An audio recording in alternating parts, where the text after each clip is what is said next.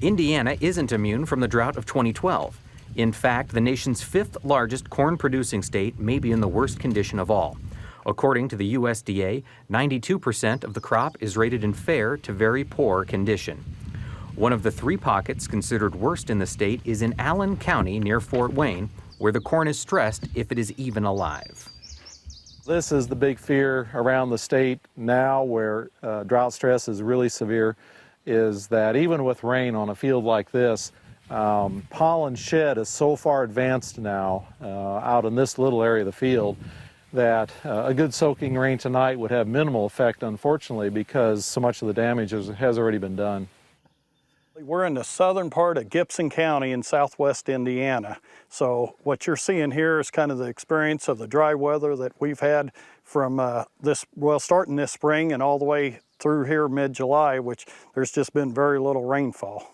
I've lived through 1983 and 1988. This year is a lot drier, and one, it's a lot drier, and two, the dryness started a lot earlier in the season than it did in the other 2 years. 50% of our normal yield is going to be the high water mark this year, and on down to almost just a zero. More than half of Indiana's 92 counties are now eligible for federal disaster aid. Rain did fall on some portions of the Hoosier State late this week, but for most producers, it's too little, too late.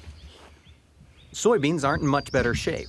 The USDA rates 89% of the Indiana crop as fair to very poor, and long-term relief is absent from the forecast. Unfortunately, it looks like the dome of high pressure that has been dominating the continental United States will continue to park itself over the plains and parts of the Midwest for at least the next 2 weeks. More than likely, this will persist in some manner or another through the remainder of the 2012 crop season. Illinois is also sweltering amid the arid conditions.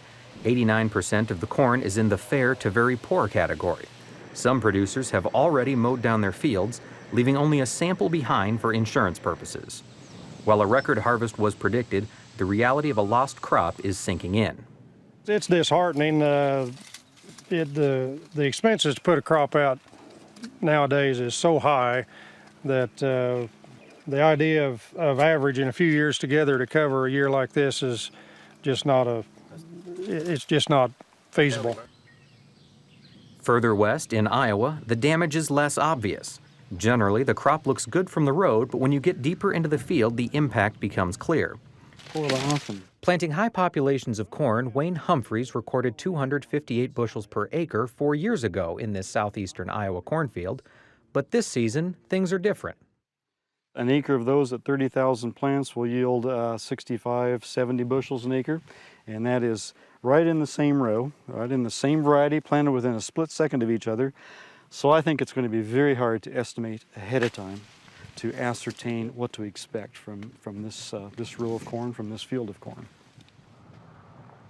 So far, only 10 of the top corn-producing states' 99 counties have been declared disaster areas. As a state, are working very closely with Iowa Governor Terry Branstad has been working on an emergency drought plan since February and has asked the Agriculture Department for assistance. I've already sent a letter to Secretary Vilsack expressing my interest in seeing swift action in a Secretary's designation on drought for the counties that are affected here in eastern Iowa. And every day that goes by with temperatures like we have today, nearing 100 degrees, and without additional rain, the crop continues, both corn and soybeans continue to deteriorate. As the drought intensified in some parts of the Hawkeye State this week, Branstad held an open forum for farmers. Just plain common sense tells us that this is going to take a year or more to turn this thing around. I predict that we will lose independent, family-owned, probably younger producers. I have personally received several phone calls already from individual producers that are asking, what can I do? Despite reductions, this year's corn crop is still predicted to be the third largest on record. Nevertheless, many are worried about the ripple effect fewer bushels will have on the rural economy. My fear is that